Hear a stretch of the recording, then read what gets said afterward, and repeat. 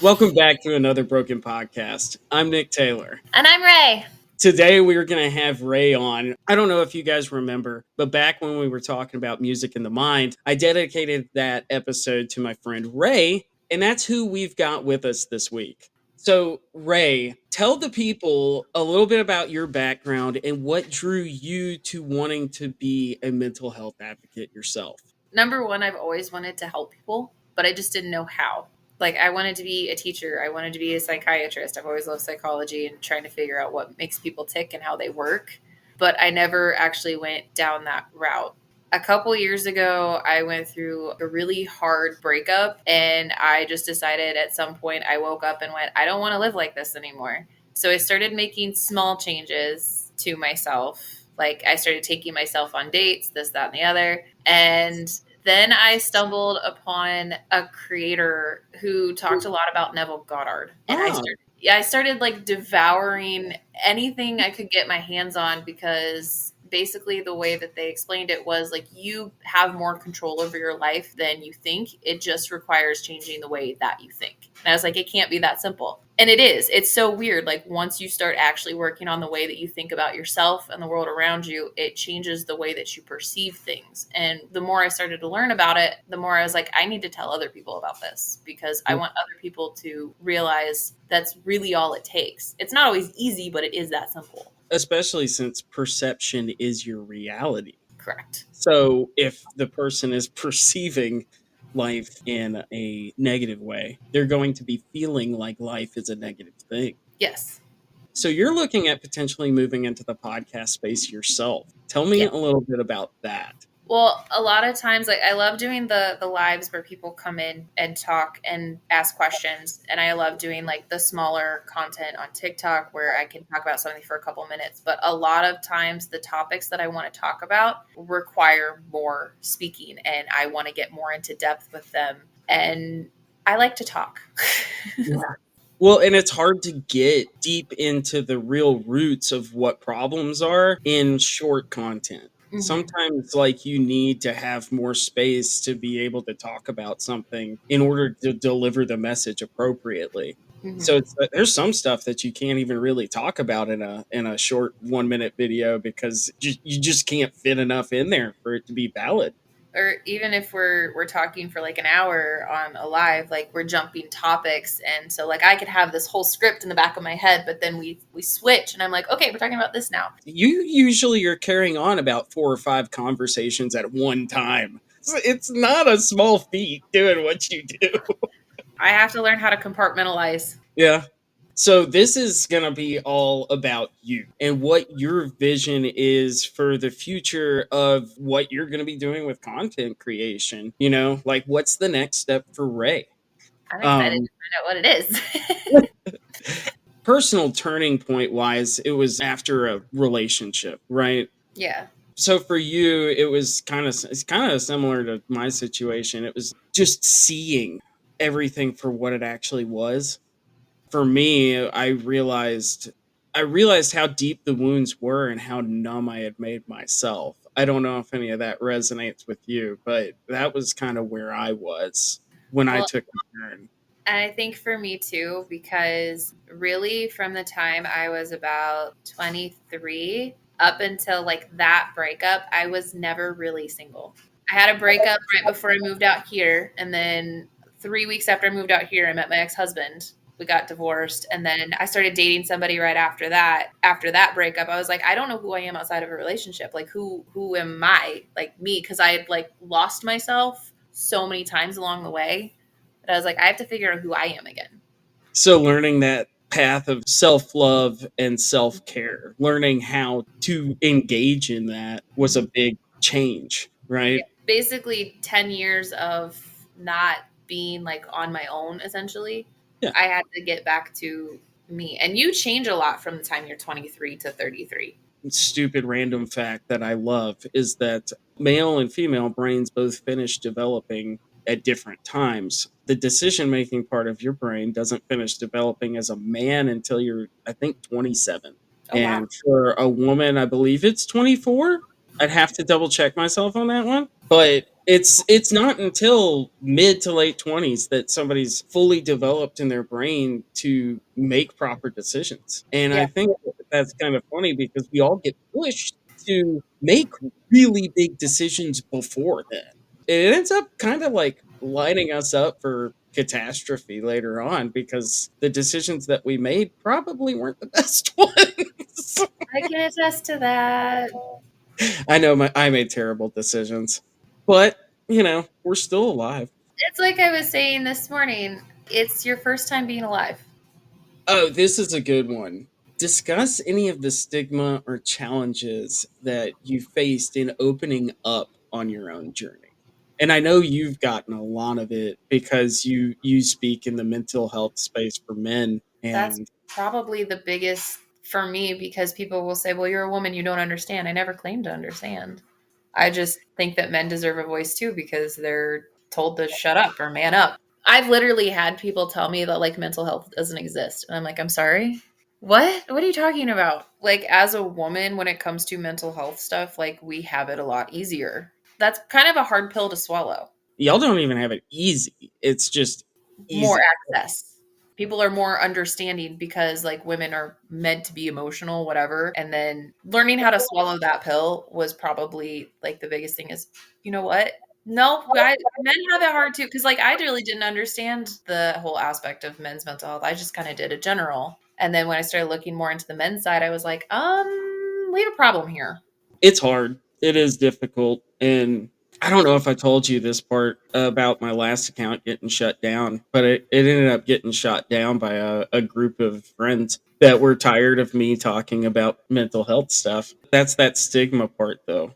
That's the Mhm. stigma part. The fight against that is pretty hard. Whether you're a man or a woman, it is. People have literally told me like that I need to stop talking about it. I'm like, you guys realize that the more you tell me to stop talking about it, the more I'm going to continue to talk about it, right? Okay. Of all of the ways that you want to share your story, what drew you to wanting to start a podcast? Being able to go more in depth with things, I think, is probably the biggest one. Because, like I said, I have a lot of thoughts and a lot of words and a lot of things that I want to say that I don't really have the ability to right now. Like, even when I talk about the books I've read, it's very small snippets instead of being able to go, like, here, this is what this says. Let's dive into it, stuff like that. It's very minimal. This allows, like, an avenue to go deeper into it. Yeah. So one of the things that and I was talking about this with you a little bit ago, but what are you hoping comes out of using the platform of a podcast as opposed to another form? Well, number one, there are people that may not have access to like my other platforms. So, one, it's giving people more access to mental health help, more tools, like deeper insight into how to change the way that they think about things. Yeah. Like I was showing you, this does give you the ability to have an impact and talk to people in other parts of the world Mhm. that like even, what we do on TikTok, some of them can't watch it. I've got some people in Russia that listen and they can't interact with us that way, but they can Mhm. hear about our interactions through here, which is really cool. Widening that access to mental health help. Honestly, global impact. That sounds really cool. I mean, that's what it is. And I really think that you can do something with it that's going to blow people's minds. So, one of the limitations that I've felt, it's harder to get past more than the entry level content with short form content. You know what I Mhm. mean? Harder than just the ice break mental health stuff of let's bring you into the space and more of the, you know, what do we do now that we're here? Like Yeah.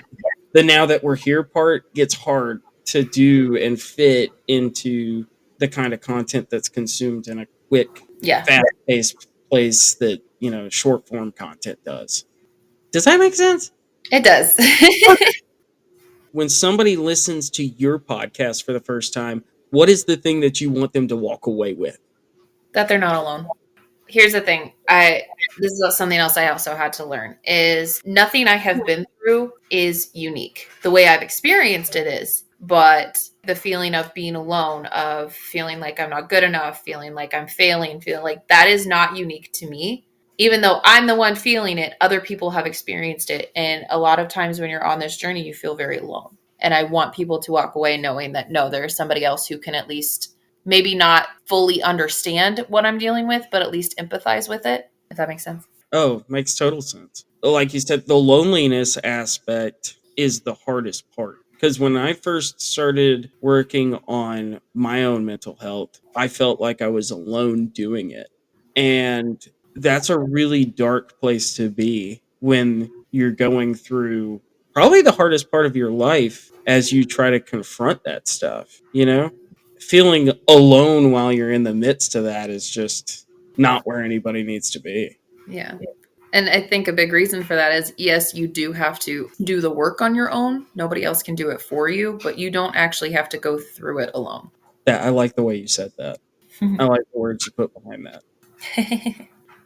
What conversations do you think are not happening enough in the mental health space? Kids' mental health. Like we all talk about everything like when we're adults because we've all gone through it and like a lot of that stuff is kind of cemented, but we're not talking about how to teach our kids how to regulate their emotions, how to understand what they're feeling, how to deal with certain things when they happen. We're not preparing them mentally in that way. Your house probably runs a lot like mine. Now, we talk about feelings all the time here. We're very compassionate with our kids, so that way, because we have all boys, we want them to grow up and be emotionally mature men so Mm-hmm. that they're able to be better parts of society, I Mm-hmm. guess, is a way to put it.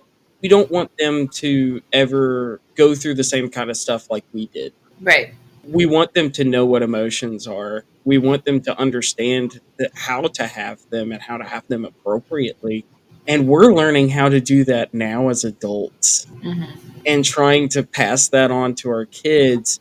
The work that we've been putting in when you're in the younger stages, it's really hard to see that work pay off. Because when kids are younger, they're trying to learn those emotions for the first time in their life. Mm-hmm. And we've been able to see it pay off, and we're still working on even being better parents every day. Yeah. And with our older ones, we can see it pay off in how they manage their emotions now, today. And it wasn't easy work to get to this point, but it's so satisfying that my 12-year-old can identify his emotions and recognize when he's getting upset because he's hormonal and going through puberty and when it's not anything to do with the situation. He's even came up and been like, "What's wrong with me?" My kids love Inside Out, and my oldest and I have sat and had conversations about emotions and stuff. My youngest is too young to understand. I try, but he's my wild kid. But yeah, he and I have sat and talked about feelings and emotions and like and it's so funny too because like he knows I do the mental health stuff and he will ask to do affirmations and stuff like that because I've explained the importance of it to him. Hmm. So it's kind of cool when you see that. Yeah, because when did you learn to use affirmations for yourself? How old were you? I was 33. 31. That's 33. In the last couple of years. It's really cool to see that, you know? And I mean, like, that's just, I think that's a really positive reflection on including it in parenting. Mm-hmm. You're setting them up for success in the future. Yeah. To understand where they are mentally is going to be a big thing that helps them get through life and struggle less. I feel like if I had had the tools given to me earlier on, I probably wouldn't have ended up in some of the situations that I did. Able to actually like communicate with your kids because like I lose my cool sometimes. Every parent does, but like being able to sit and talk to them and like I also take accountability. Like that wasn't the right way to handle that, and like being able to hold yourself accountable also shows your kids that they can do the same thing instead of just well I'm upset and now I'm going to take it out on you and it's your fault because you made me do this. Or actually being able to sit down and go, listen, I also have emotions as well. I'm also learning this as well because I also don't ever want them to equate being berated or and like I never put my kids down. Our parents, I feel like that generation was more like I'm going to say what I want to say because I'm your parent and you're going to deal with it, but I still love you. Like I don't want my kids to ever grow up thinking that being berated or talked down to is a sign of love. I love my parents, but they never apologized to me in the moment. Nope. And I didn't realize how that impacted me until I confronted that. And I still love my parents, and there are things that they have apologized for as we've had conversations over the years. But one of the things that I try to do differently with my kids because of the impact that that had on me is I tell them I'm sorry in the moment when I realize that I've went too far, or I realize that I'm not handling this situation emotionally mature. Like me as the parent, I am not doing it. It's the same as when we tell kids don't put your hands on somebody else and then turn around and spank them. It's like, excuse you? You literally just okay. Because I can't tell my kids like, hey, this isn't appropriate and then turn around and do it myself. It's confusing. Psychological study has shown that, spanking and stuff like that does not trigger memory patterns for correcting the behavior. No. My favorite argument is that Harvard did a 50-year study on using physical discipline on children, and it's not effective. And anecdotal evidence is not evidence. Saying, I turned out fine. Did you really? You're out here advocating for putting your hands on a child. Did you really turn out fine? Kids are the only people that adults are praised for putting their hands on. You put your hands on an elderly person or another adult, it's assault. You put your hands on a dog, you're a piece of crap human being. You put your hands on a kid and you're parent of the year. Make it make sense. You can't. There should never be a double standard when it comes to that, ever. No. But I think as far as mental health, like we do not talk about the way to share it with our kids and set them up for success later. I think there's a space for that. I think there's a space and a need for that, for sure. I love it. No, I really like over the years, your stuff has really been an inspiration to me. I'm really glad that we've been able to build a friendship out of it because it means something. Me too. You've been there for me through my worst times without even knowing it sometimes.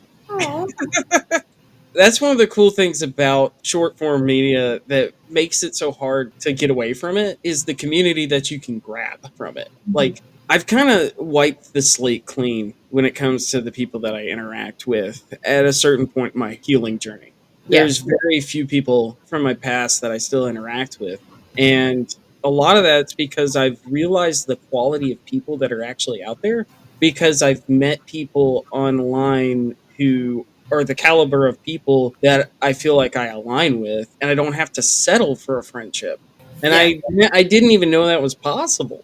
There's so many people I've cut out of my life, and I used to like hold on to people because I didn't want them to leave. But there's so many people I've just stopped interacting with. I still have love for them, but it's like you are comfortable where you are, and where you are is not where I want to be. So, right. As you continue to move and progress through a healing journey, and it's a hard thing, but sometimes there's people that you have to leave behind. That's one of those unfortunate truths to it. In order to better yourself, sometimes you just have to let some people go that are holding you back. And that's hard. Especially if they're people that have been in your life for like years. And like you said, I still love these people. I still love them. But there's people that I knew for 12 years that I just can't talk to anymore. We're not in the same place in our life. Well, like one of the people I used to be one of my best friends. And I did interact with her earlier this year because there was something that we were both involved in. And it was so funny because like I could just see in the time it had been since I had spoken to her before, she was in the same place mentally. And it's like, I know that if I went back to hanging out with these people, I would just get pulled back to where I was. And I don't want to do that. Yeah. You can kind of feel like that's what the environment would do to yourself. And that's the thing that usually kind of pokes you to say, okay, we need to move on. People don't understand there's a mourning period with that. You really are losing something and it really does hurt, but it takes strength to be able to cross that hurdle and move on. And I think that's the thing that sets you apart is being able to do that. And the thing is too, is just like anything else in life, like when you let go of the things that are no longer like serving you in a positive way, you're allowing for new things to come in. Yeah, because you need that room. You need that room to grow. New things are scary, but sometimes they're better. Yeah, and you'll never know if you don't try. Exactly.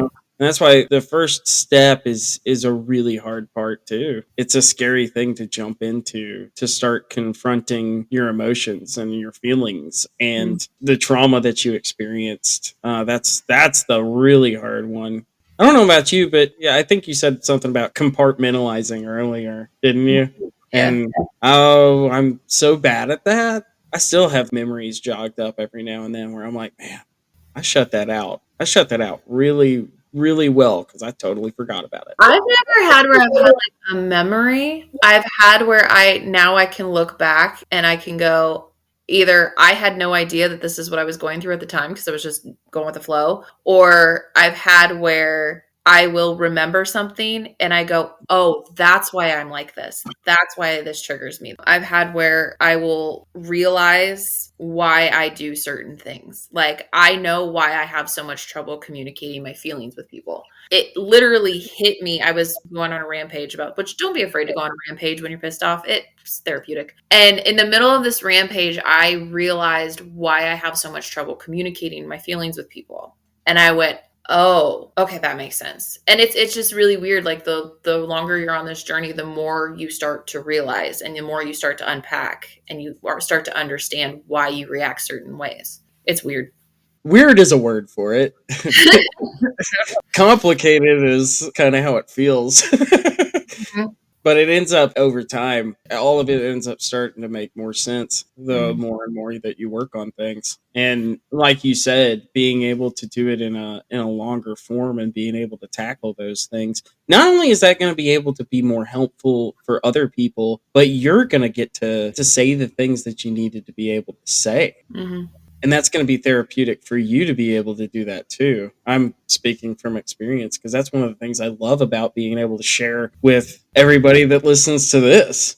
It's been one of the most useful tools for me to be able to say my thoughts on Yeah. the things that we've confronted. I don't think that I would be here where I'm at today if I hadn't started talking about it. Yeah, and that's the other thing is I think people are sort of like afraid to talk about the things that they've gone through because once you say it out loud, that makes it real. Yeah, that's that internal battle when you're taking that first step. It's hard. Hmm. What is a comfort movie or show when you're feeling mentally drained? I don't know. I don't watch a lot of TV. I love your horror movie things that you do, though. Where you do the horror movie reviews? I just started doing that again on the backup, and I'm really excited about it. No, I do like I love horror movies. There's like a what I'm like I want to go watch something scary. I love they're my favorite. I mean, you're wearing a Friday the 13th hoodie. Acupuncture or aromatherapy? Which one would you choose? I mean, ink therapy is technically like repeated acupuncture, so probably acupuncture. I was talking about the other day. I want one of those like pain stem things, like that you roll back and forth, like on your hands that have the needles. I don't know why, but that soothes me. The only thing I ever got out of a microderma, is that what they call those things? Microdermal roller? The only thing ever got out of that was the sensation. I Hmm. can't grow a beard. I can't grow one either, so Worst advice you've ever gotten about mental health? The worst advice that anybody's ever told you? if they wanted to, they would. I hate that phrase so freaking much. Cause that's like it's meant to be like a comfort thing, I think, for people. Like, well, no, if they wanted to, they would. And then people are like, oh, okay, so that just means they don't want to. So now I feel better about myself because it's like, no, that's no. Sometimes it's just that I don't have the means. Or they don't know that they can. They don't have the capacity. They don't it's not that there's a lot of things that I want to do, but it doesn't necessarily mean I can in the moment. Yeah. For the people that I care about the most, I will go so far out of the way for them. Hmm. I will go as far as I possibly can for somebody that I really care about. But sometimes I can't. Sometimes I can't do anything. Sometimes all I can do is be there. Yeah, and I don't know that phrase just irks me to my soul. There's depth to you. I'm about as deep as a puddle. Sounds like something that my dad would say. Oh, if you could have one guest on your show, alive or dead, who would it be? Neville Goddard. I'm so obsessed with his work. Like, if I could bring him back and just like talk to him, I'd need him to like modernize his language though, because that is the one thing is if somebody starts getting into Neville's book, he speaks and writes in a very old style because he was around in like the 40s. I had to read his stuff a few times to try to understand what the heck he was saying, but it's like once you dissect it, it's I just want to pick his brain for like an hour. What would you tell somebody who's struggling right now but doesn't know where to start? What would your advice be? You've probably heard me say this before. If you do not know where to start, because I didn't either, sit down by yourself in a room for 20 minutes, set a timer, and just write. Just write whatever pops into your mind. I don't care if it's I'm really hungry and I want French fries right now. Just write, because eventually you will start writing things that like are your innermost thoughts that you miss, that you aren't even realize that you're having. And then go back and read it and start highlighting the things that are similar, and you will start to see how you truly see yourself and the people around you. That's where you want to start. Literally, when I first started, like I sat down, there was another creator who had like recommended this, and so I recommend it to everybody. And that was how I knew like what my main self-concept issues were. And the funny thing is, you don't have to like you don't I made a list of like 20 things that like I was like I need to work on all this, but the funny thing is everything kind of bleeds into everything else. So if you start working on this area, it's going to actually start bleeding into the others. You don't have to, it's not a checklist. You just pick one, start working on that, and then you'll be amazed at how that branches out into the other areas of your life too. It's a cascade effect as you're working on things. It's like you said, it's not a linear checklist. Yeah. And it's beautiful. It's Yeah. hard, but it's beautiful. Share with me what the podcast is going to be called and share where people can follow you and stay updated on when you're going to be launching the podcast. The name that I came up with is it's going to be called Hot Mess Healing. And it's mostly so that way people know that you don't have to be perfect to heal. Like you can still you can still spiral. You can still have like your human emotions and your human moments and still get better. If you have an off day, it doesn't mean you failed. It doesn't mean anything like that. Once I start getting things going and start actually picking up on recording and things, stuff like that, I will post updates to my TikTok. The handle is Ray's Life Advice, and it's RAE. So that's where I will update people on the podcast, but that's also where I do other mental health content, and we do mental health Mondays and stuff like that. Well, and that's the cool thing. People will be able to get something from your TikTok that they won't get from the podcast, and from the podcast, what they don't get from your TikTok. So it's all new, whether they're visiting here or there. And I'm going to be keeping people up to date on when your podcast launches too. I'm going to be talking about it on this podcast as well. Ray is a friend of the podcast, and we will support her to the end. Well, it's been awesome to bring you on as a guest and finally get to do this. I've told you this a lot, but I really do look up to you, and I see you as an inspiration and as something to aspire to be one day. So it's really cool to have you on as a guest, and I really appreciate you cutting out the time to do so. Of course. I'm glad that we were able to do this. Yeah, me too. It's been a long time coming, honestly. Thanks for listening to this episode of Another Broken Podcast. And thanks for giving me an opportunity to introduce you to my friend Ray. Don't forget to follow her on TikTok to stay up to date on when she's going to be releasing her podcast. And like I said, I'll be letting you guys know on here as well. If you enjoyed this episode from today, share it with a friend. As always, I'd love to hear from you. Whether you're commenting on this episode or shooting me an email at brokenmedia1984@gmail.com. Remember to visit the podcast website at brokenmedia1984.podbean.com, and make sure you check out the link to the merch store so you can help represent Another Broken Podcast. I appreciate each and every one of you and can't wait to talk again. See you next time, guys.